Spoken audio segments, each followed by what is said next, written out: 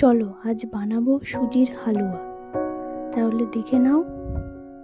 প্রথমে কড়াই গরম করে নিয়ে তাতে ঘি দিয়ে তারপরে কিশমিশ দিলাম। কিশমিশগুলোকে এবার লাল লাল করে ভেজে নেব। তারপরে সুজি দিয়ে দিলাম। সুজিটাকেও ভালোভাবে ঘিয়ে নেড়ে লাল লাল করে ভেজে নেব। লাল করে ভাজলে খেতে ভালো হয়।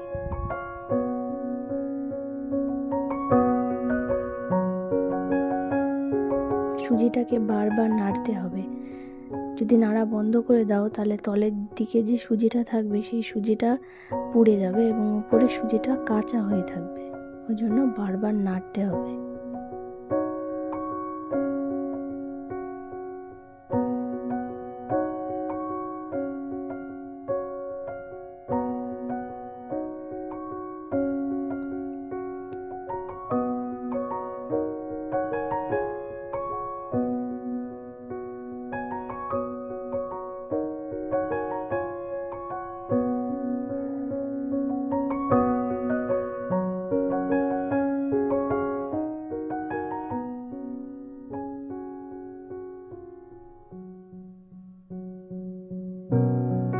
দেখো, আমি ভালোভাবে নেড়ে লাল করে ভেজে নিয়েছি।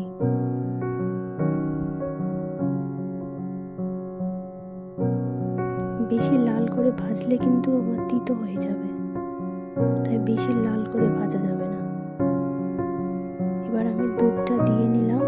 যতটা সুজি নেবে তার ডবল পরিমাণ দুধ দিতে হবে।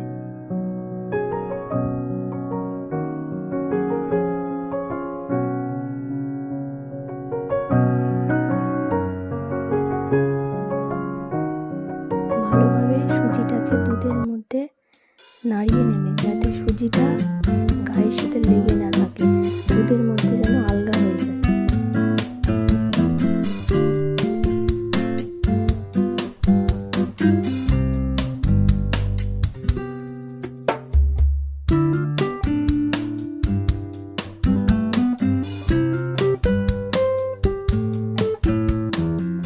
দেখো, সুজিটা এবার দুধের মধ্যে ফুটে উঠেছে।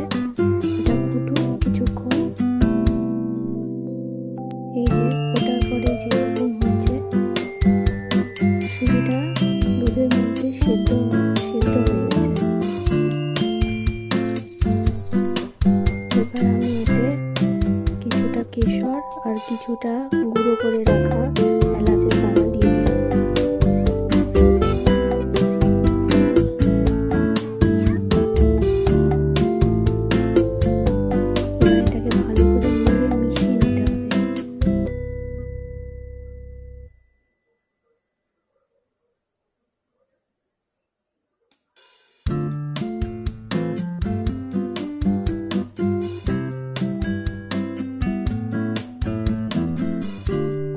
বারবার এটাকে নাড়বে, না হলে এটা লেগে যেতে পারে। এবার আমি এতে চিনি দিয়ে দিলাম। চিনিটাকেও ভালোভাবে নাড়বো, নেড়ে সুজির সাথে মিশিয়ে নেব।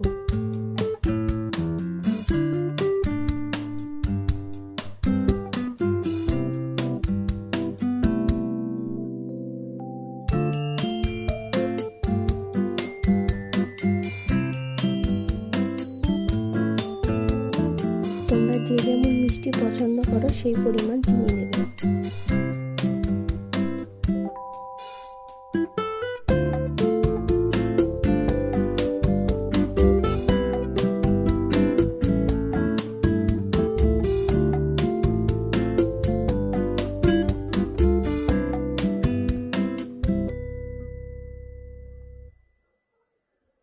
দেখো, চিনিটা গলে গিয়েছে সুজির মধ্যে।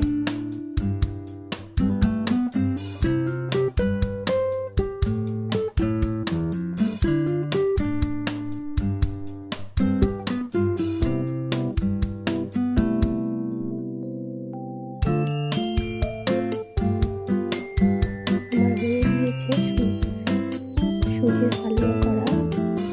এবার আমি এটাকে একটা পাত্রে ঢেলে নেব। দেখো, আমি সুন্দর করে একটা থালাতে ঢেলে নিয়েছি এটাকে। এটাকে একটু ডেকোরেশন করবো।